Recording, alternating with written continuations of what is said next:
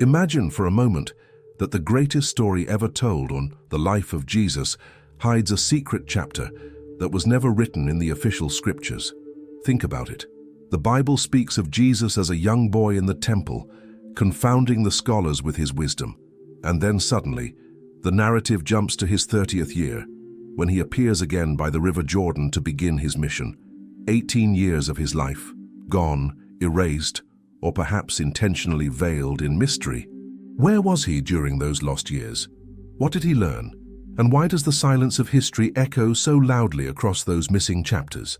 Today, we are going to explore one of the most profound and controversial enigmas in spiritual history, the lost years of Jesus, and the possibility that he journeyed to the mystical lands of the East, India, Nepal, Tibet, and beyond. Stay with me, because in this video we'll travel through ancient texts, hidden traditions, and forgotten manuscripts that suggest Jesus may have walked among monks, yogis, and sages, learning the timeless wisdom of the East that would later illuminate his teachings in the West. And I promise you this, the final revelation in this video will be the most powerful of all, one that could completely change the way you see history, spirituality, and the divine connection that binds all paths together. Before we continue, if you're fascinated by the mysteries of history, the esoteric traditions, and the deeper truths that lie beneath the surface of religion, take a moment to subscribe to this channel, leave a like, and share this video with those who seek the light of hidden knowledge. Because what you are about to discover might transform your understanding of life, faith, and the infinite journey of the soul. Let us begin our journey. When Jesus was 12, the Gospel of Luke tells us he astonished the elders in the Temple of Jerusalem with his understanding. And then, silence. For nearly 2 decades, no record exists. Scholars have debated this gap for centuries, but ancient traditions from the East whisper a different story. A story of a young seeker who traveled beyond the borders of Judea, guided by destiny toward lands of deeper enlightenment. According to the life of Saint Issa, a manuscript said to have been discovered in the 19th century by the Russian traveler Nicholas Notovich at the Hemis monastery in Ladakh, Jesus, known there as Issa, spent years among the wise men of India. Notovich's account describes a figure who studied the Vedas, learned the language of the ancient scriptures, and spoke against the rigid caste system, teaching that all souls are equal before the eternal spirit. He was loved by the humble, yet challenged by the priests who feared the power of his truth. Skeptics have called Notovich's discovery a fabrication, yet echoes of his story appear in other traditions. In Kashmir, ancient records and oral legends tell of a prophet named Yusuf, whose teachings mirrored those of Jesus: compassion, forgiveness, unity, and the divine spark within every being. Some even claim that a tomb in Srinagar, the Rosabal shrine, bears the final resting place of this mysterious teacher. Could it be possible that after his resurrection, Jesus returned to the East, completing a circle that began in his youth? This possibility invites us to look beyond dogma and into the greater mystery of divine purpose. If Jesus truly journeyed to the East, it would mean that his message was not confined to one culture, one faith, or one geography. It would mean that his wisdom was universal, a bridge between worlds, between meditation and prayer, between the silence of the Himalayas and the Psalms of Jerusalem. Think about this. The teachings of love, compassion, inner stillness, and the kingdom within, all central to Christ's message, mirror the essence of Buddhist and Hindu philosophies that had already flourished for centuries. Could his time in the East have awakened in him the realization of unity, of divine oneness? Did he encounter the great masters of the Himalayas, learning from their silence the art of inner communion with God? And what if this connection was never meant to be hidden, but rather revealed when humanity was ready to understand that truth is not the property of one faith alone, but the eternal light shared by all seekers? The mystics of every age have hinted at this same unity. Paramahansa Yogananda, in his celebrated work, The Second Coming of Christ, wrote that the teachings of Jesus and Krishna are not different. They are the same divine song expressed in different tongues. The Christ consciousness, he said, is the same eternal awareness that shines through all enlightened beings. So perhaps the silence of those lost years is not an absence, but a sacred veil, a divine invitation to seek beyond the written word and rediscover the hidden harmony of East and West, spirit and matter, human and divine. But we have only begun to peel back the first layer of this mystery. In the next part, we'll uncover the ancient connections between the Essenes, the mystical brotherhood believed to have raised Jesus, and the spiritual orders of the East, whose practices of meditation, healing, and ascetic discipline mirror those found in the deserts of Qumran and the monasteries of India. What if the roots of his spiritual awakening were planted long before his travels began? Stay with me. The revelations ahead might completely transform how you understand the hidden journey of Jesus. When we seek the truth about the hidden years of Jesus, we begin to realize that silence often conceals revelation. There are those who claim that even before he set foot in India or Tibet, the foundations of his spiritual training were already being laid in his homeland, among a mysterious brotherhood known as the Essenes. The Essenes were a secretive Jewish sect who lived apart from the rest of society, dedicating their lives to purity, study, and the pursuit of divine wisdom. They believed that light and darkness war within every human soul, and that through discipline, meditation, and compassion, one could awaken the divine spark within. Sound familiar? Their principles echoed those later taught by Jesus himself. Love your neighbor, forgive your enemies, and seek the kingdom of God within. Imagine young Jesus, growing up in the hills of Galilee, drawn to these quiet mystics who lived by the shores of the Dead Sea, near what we now call Qumran. Imagine him learning their healing arts, their practices of fasting, their rituals of purification through water, baptism. Centuries later, fragments of their sacred writings, the Dead Sea Scrolls, would emerge from caves, revealing a wisdom that resonated with the very words spoken by Christ. Could it be that Jesus was nurtured by this hidden community, preparing him for a mission that would bridge East and West, matter and spirit? The similarities are too striking to ignore. The Essenes meditated daily, awaited a teacher of righteousness, and taught the oneness of all life. They spoke of an inner light, the light of God, that dwells in every person. These were not ideas foreign to the East.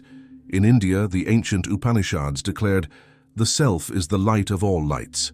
In Buddhism, the inner awakening is called Bodhi, enlightenment. Across thousands of miles, across languages and cultures, the same truth was whispered in different words, that the divine is not distant, but alive within us. Could Jesus, as a young seeker, hungry for truth, have felt that his destiny was not bound to one land alone? The ancient world was not as isolated as we imagine. Trade routes stretched from the Mediterranean to India, carrying not only silk and spices, but also ideas, philosophies, and spiritual teachings. Travelers, merchants, and monks moved along these routes, and perhaps so did the young Jesus, following the same path of seekers before him, drawn by an inner call that transcended geography. Historical accounts, though often dismissed by orthodox scholars, suggest a pattern. In India's ancient regions of Orissa and Kashmir, local traditions tell of a Western sage who spoke of the one God, of compassion, and of the power of prayer from the heart. Buddhist monks in Nepal and Tibet preserved stories of a saintly figure named Issa, who came from the West to study and teach the Dharma. In one version, Issa condemned the caste system, healed the sick with his touch, and preached that all men and women are children of the same Father. What makes these accounts compelling is not merely their content, but their harmony. The teachings attributed to Issa reflect the same moral and spiritual essence found in the words of Jesus as recorded in the Gospels. Could all these voices across centuries and continents be remembering the same being? Let us ask a deeper question. If Jesus did indeed study the sacred wisdom of the East, what impact did it have on his consciousness? The practice of meditation, the science of the breath, the art of stillness, these were ancient paths to union with the divine. They taught that the kingdom of heaven is not reached through ritual alone, but through inner transformation. When Jesus later said, "The kingdom of God is within you," was he echoing an insight born from those very teachings? The parallels are too profound to be coincidence. In the Bhagavad Gita, Krishna declares that God dwells in the heart of every being. In the Dhammapada, the Buddha teaches that purity and awakening come from the mind. And in the Gospel of Matthew, Jesus proclaims, "Blessed are the pure in heart, for they shall see God." Each of these voices sings the same melody, the symphony of divine realization. The mystics of every era have known that truth wears many garments, but its essence is one. Jesus, traveling through lands where Buddhism and Hinduism flourished, might have seen that same essence reflected in the faces of monks and mendicants, in the chants that rose through temple smoke, in the silent gaze of those who had renounced the world to find God within. Yet if this was part of his journey, why was it hidden? Why do our scriptures remain silent? Perhaps the silence was protection, for knowledge too vast, too radical for its time. To say that God dwells equally in all might have threatened not only the authorities of Judea, but the foundations of empire and tradition. To reveal that enlightenment was accessible to all souls, beyond boundaries and institutions, was to shake the world itself. Many modern thinkers, from Swami Abhedananda of the Ramakrishna order to the scholar Holger Kirsten, author of Jesus Lived in India, have argued that the missing years of Jesus are not a void, but a journey deliberately veiled by history. Their works invite us to imagine a Christ whose light was shaped by both East and West, whose compassion was deepened by the wisdom of many paths. So perhaps the question is not whether Jesus went to the East, but what deeper truth this story reveals about the universality of divine wisdom. Maybe the real secret of the lost years is not where he went, but what he became, the embodiment of unity itself. And as we continue our exploration, we will go further into the heart of this enigma. In the next section, we will uncover the parallels between the words of Christ and the sacred teachings of the East, the sayings, parables, and principles that reveal a hidden thread connecting them all. And in that thread, we may find not just historical evidence, but a spiritual key, one that opens the door to a new understanding of the divine within us all. As we move deeper into this journey, the lines between history and mystery begin to blur. We start to realize that the story of Jesus is not only about one man, but about the eternal search for truth that lives within every human heart. Whether in Nazareth or Nepal, the same flame of divine wisdom burns, the same yearning to understand the source from which all life flows. Let us now explore the echoes, the astonishing parallels between the teachings of Jesus and the sacred wisdom of the East. For centuries, scholars and mystics alike have noticed that the words of the Christ often mirror the philosophies of India and Tibet, suggesting not imitation, but a shared revelation, the recognition of a single divine truth expressed through different voices. Consider the concept of inner transformation.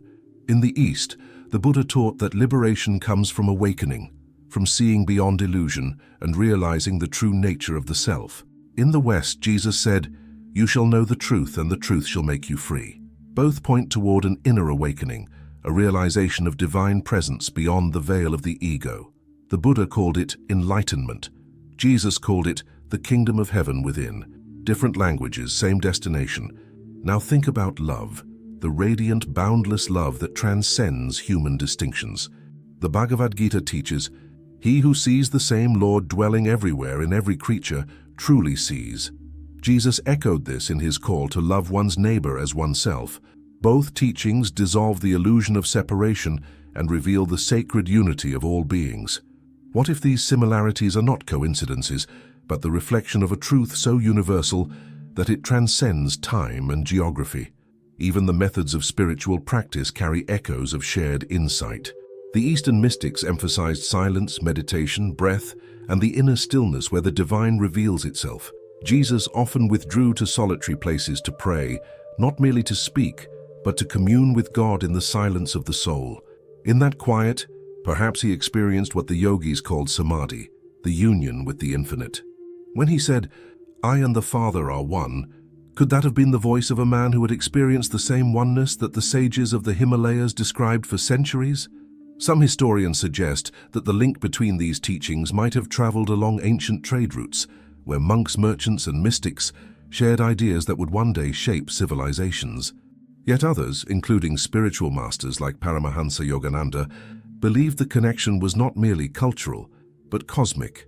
Yogananda wrote that Jesus and Krishna are two manifestations of the same infinite consciousness, revealing the same path to God through different expressions. And indeed, if we look closely, we see the same spiritual architecture in their messages. Self-realization through love, detachment from worldly illusions, and the awakening of divine consciousness within. Jesus taught through parables, the Buddha through sutras, Krishna through divine dialogue. Each spoke the language of their time, but the melody was one, the eternal song of the soul seeking reunion with its source. This idea may be challenging for some because it calls us to look beyond the walls of religion into the open sky of spirituality. But great souls have always invited us to do just that. Ralph Waldo Emerson, the transcendentalist philosopher, once wrote, "Make your own Bible. Select and collect all the words and sentences that in all the scriptures have been to you like the blast of a trumpet." Emerson understood that divine truth is not confined to one book, but scattered like stars across the heavens of human wisdom. Let us pause for a moment and reflect. If Jesus did indeed walk among the sages of India, learning the ways of meditation and compassion, then his message was never intended to create division. It was meant to reveal the unity of all paths, the oneness of the human spirit with the infinite. When he returned to his homeland, he may have carried with him not just teachings, but a vibration, a light so vast that it could not be contained by any one tradition. Some accounts even suggest that Jesus' miracles, the healings, the calming of storms, the raising of the dead, were expressions of a deep mastery over the laws of spirit and matter, much like the siddhis described in Eastern texts, the spiritual powers that arise naturally from union with the divine. If this is true, then what we call miracles were not acts of magic, but demonstrations of a consciousness fully awakened, one with the source of all creation. Could this be why those who encountered him felt an overwhelming sense of peace and presence? The Gospels tell us that even the winds and waves obeyed him. The ancient sages of the East would say, "Nature responds to one who has become one with the divine." And what of his message of forgiveness, of turning the other cheek, of loving those who hate you? These are not simply moral teachings. They are expressions of spiritual freedom. The Buddha taught, "Hatred does not cease by hatred, but only by love." Jesus lived this truth. His words were not philosophy. They were the living embodiment of the same realization that echoes through every awakened heart. The deeper we look, the more we see a universal pattern emerging, a sacred geometry of truth woven through every tradition. The silence of Jesus' lost years may not be an omission, but a signpost, pointing us to look beyond history into the timeless. Because perhaps the true mystery is not whether he studied in India or meditated in Tibet, but that he awakened to the same truth that all enlightened beings discover, that within every soul lies the reflection of God, waiting to be realized. In the final part of our journey, we will explore the most powerful revelation of all, one that ties together the mysteries of the East, the wisdom of the Essenes, and the ultimate purpose of Jesus' hidden years. What if those years were not lost, but deliberately concealed, preserved for a time when humanity would finally be ready to understand the unity behind all faiths? Stay with me, because the last revelation may transform not only how you see Jesus, but how you see yourself. What if the so-called lost years of Jesus were never lost at all, but hidden in plain sight, preserved in symbols, parables, and fragments of wisdom scattered across the ancient world? What if every silence in the scriptures was intentional, an invitation for those with ears to hear to seek the truth behind the veil? As the story unfolds, we begin to see a greater pattern. Jesus' life, his disappearance from the records, and his later ministry are not isolated events, but stages in a divine initiation, one that mirrors the path of every soul striving toward enlightenment. The East has long spoken of this process. The seeker leaves the world, journeys into solitude, learns from the masters, awakens to truth, and returns to share the light. Could it be that the young Jesus walked this very path? Imagine him crossing deserts and mountains, traveling through Persia, perhaps encountering Zoroastrian mystics who taught the battle between light and darkness. Imagine him arriving in India, learning the sacred science of compassion, meditation, and healing from those who had studied for thousands of years. Picture him standing beneath the snow-capped peaks of the Himalayas, realizing that the God he sought was not distant, but living within. This journey was not only geographical, it was the journey of awakening itself. When he returned to Judea, his words carried a power that transcended boundaries. "The kingdom of heaven is within you," he said, a phrase that mirrors the Vedantic declaration, "Thou art that." The message is the same.